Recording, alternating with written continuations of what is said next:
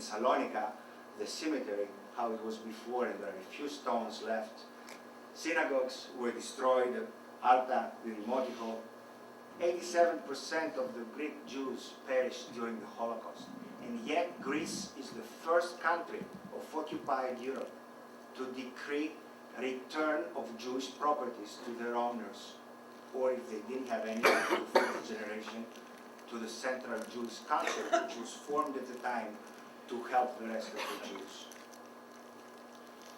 Then they start coming back from the camps, and they start telling the story, and nobody would believe their stories.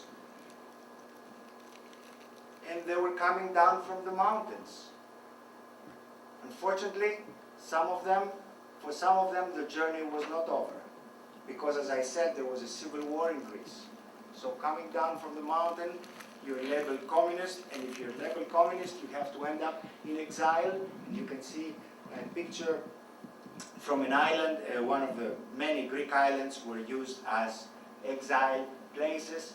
And then some were even sent by the British in Northern Africa, in El Daba, in Libya. Growing up, I remember Yom Kippur in the synagogue in Athens. It was like a big funeral, because everybody has lost somebody. Everybody has lost more than one person.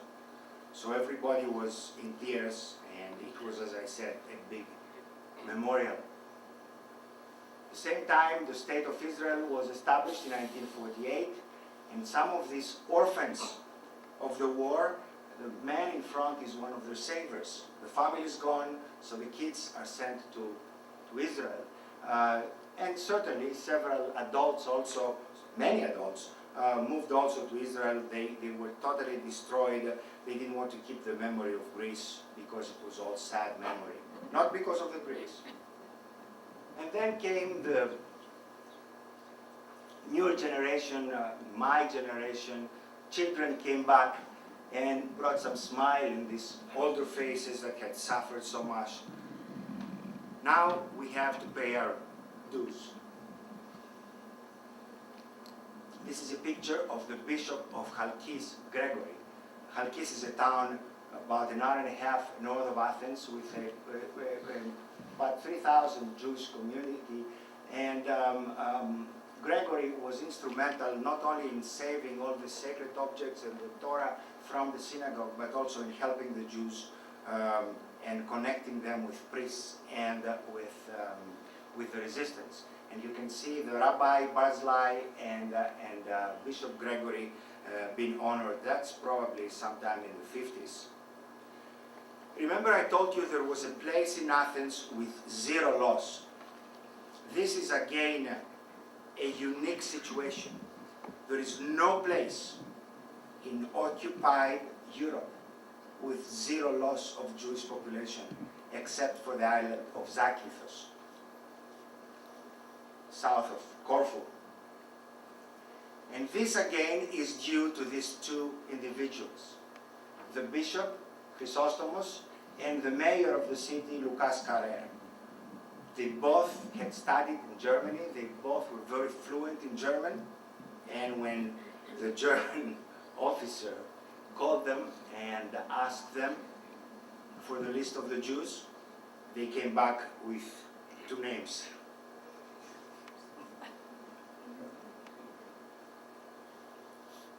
So, because of this, they were honored, and but again, no matter how much we can talk about, one has to think of these heroic figures that stood up in front of the Germans, and one has to question what would have happened if other prominent religious leaders in other parts of occupied Europe stood up the same way that the Greek church, the clergy did. Now there are memorials all over Greece, in every town that used to be Greeks, that used to be Jews. There are memorials. There are memorials for the ones that fell fighting during the war. There are squares. Ratios among nations were honored, all the people that saved Jews, poor people. They just shared a piece of bread with them for almost a year and a half. And then there is a prominent person also that was honored, and her name, she was actually the great-granddaughter of Queen Victoria, but she was married to a Greek Prince Nicholas. And if you have not guessed, her son is Prince Philip of England. She lived in Psychiko during the occupation. And during the whole occupation, she hid a Jewish family. The German officer would go in and say, "Take me, I have nobody." And for the whole year and a half, she saved these people.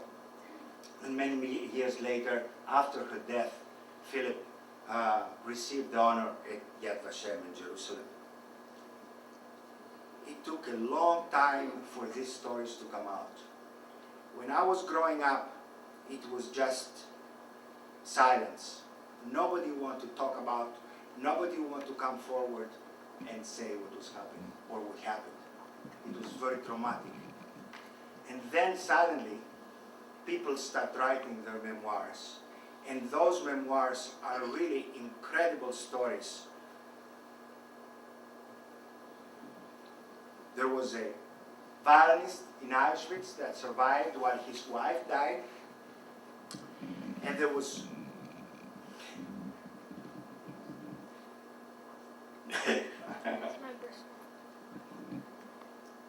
and there is Rosa Acer Pardo. She was 9, and she was in hiding with her 2 sisters and her parents, right in the center of Salonika. She kept a memoir as a 9-year-old. You can see a part of her writing. And very recently, she published a book, 548 Days with Another Name. And I'll let you read what she writes. It's just a caption, but it's very moving to hear it from the standpoint of a growing up young child, and also the other side of the book is her thinking now as an adult. As I said, there are many stories, and every story is incredible, and there's always somebody who helped somebody, and there are books not only talking about the Holocaust, but discussing about the wonderful life that the Jews used to have in Greece before the war, and how all this was destroyed. There are memorials in Greece, as everywhere in the world, for the day of remembrance, the Yom HaShoah.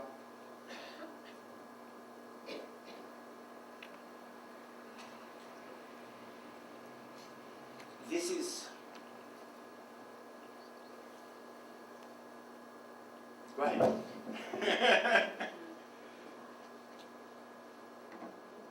These pictures were taken in Yanina. My father-in-law, Nassim Cohen, lost his whole family. We visited Yanina when our daughter Sarana was very young. And something quite remarkable happened there. We went to visit the synagogue. They don't have enough people in Yanina to keep it open, except for twice a week. And we were there with a couple of other families that we had never met before, but their grandparents had come from Yanina, and they were there with their children visiting the synagogue. Quite spontaneously, we were walking around. There were older people, some older people, members of the Jewish community there, and the children, including our daughter Sarana, climbed up on the bima and started reciting the Jewish prayers, and then the older ones started reciting the prayers for the dead. And I turned to my father-in-law and the people sitting next to him, and I was shocked because they were crying, and I thought, oh my God, this is, are they going to collapse? What's happening? And one of them managed to say to me, we are not forgotten. The children remembered us. This was my wife, Andrea. Thank you. And definitely, suddenly, people start remembering Jews again, not Greeks, but from outside. And this is the king of Spain who visited Salonika, and in a sense, he was celebrating the 500 years of Sepharad, which was the expulsion from Spain. And the patriarch honored the memorial of the Holocaust in Salonika. There are now a lot of synagogues, as you can see, Kos and Veria and others, without Jews. But then we're proud because there is a synagogue that was rebuilt. And this is the synagogue of Chania in Crete. And you can see the roof had collapsed. It was terrible. And through the efforts of Nikos Stavroulakis, who used to be the first curator of the Jewish Museum of Athens, a wonderful and brilliant individual, and through generous donations, this synagogue was rebuilt and is becoming a wonderful cultural center and also occasionally religion center for major holidays. And one of the reasons we're here today is the Jewish Museum of Greece. It's not because I'm involved with the museum, but it's fabulous. It's a very well-respected museum in Europe. It's considered one of the 4 top museums in Europe. And of course, mind you, it is a museum that covers 25 centuries, which again is unique around the world. And it's not just a museum where you wander around and you see a few displays, but it's a wonderful living organism with organizing exhibits and lectures. This last one was a great exhibit on the hidden children of Greece, and there were stories of these kids, how they survived. The most tragic one is the picture in the far down, and this young girl, her parents died. She grew up with a Christian family, a Christian name, and when the person who she thought was her father was about to die, he said, he told her the story. He says, "I cannot hide it to you. You're a Jewish girl. I don't know the name of your parents." And so can you imagine growing up and suddenly realizing that you are not who you are, but you don't know who you are anyway? So this is a tragic story, but she found the strength. She's married and she has a Christian family, but she became back into Judaism and she's coming to the synagogue. So it's one of these stories that you cannot forget. And there are many publications. There are books. There are incredible books, including a wonderful book that was published by the Ministry of Foreign Affairs of Greece. And this is a great tribute to the Jews of Greece. One thing that I read going through this book is that Shimon Peres's father was a British officer in 1941, and he was sent to Greece, and he lost his way somehow close to Athens, and he was in hiding. The monks in a monastery in Hasia, close to Athens, they gave him shelter for a period of time until the resistance put him in a boat to come back to his forces. And there are books about pretty much every city in Greece with Jewish history, because in most of these cities there are no Jews anymore. And there is an effort for revival of the Judeo-Spanish culture, the Latino culture, and almost every year there are lectures about and seminars, and there is a tremendous effort to revive this very rich tradition. Another effort of the Jewish Museum, in collaboration of the Ministry of Education, is providing material and seminars to the teachers so that they understand the way to teach the Holocaust to the newer generations. And by Holocaust, it's not just what happened in the Second World War, but any potential Holocaust. The last seminar was a few months ago, in October, in Athens. And then, as you heard, the Greek Parliament decreed and proclaimed the 27th of January as the Day of Remembrance of the Greek Jews. It's official, the word celebrated is not appropriate, but it's commemorated every year, officially. And this is the brochure from this year's Day of Remembrance in Salonika. And thanks to the internet, that's the picture of the memorial last week in Salonika.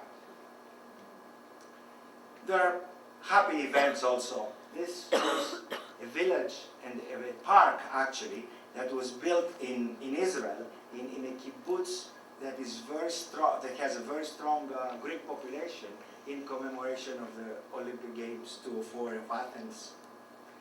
For the first time, Hanukkah was celebrated in Athens in public, with the approval of the mayor of Psychiko, and for 8 days, kids and adults, Christians and Jews, and representatives of the church were participating in wonderful interfaith celebrations. Now the Jews, whoever are left, they are not afraid to show the numbers.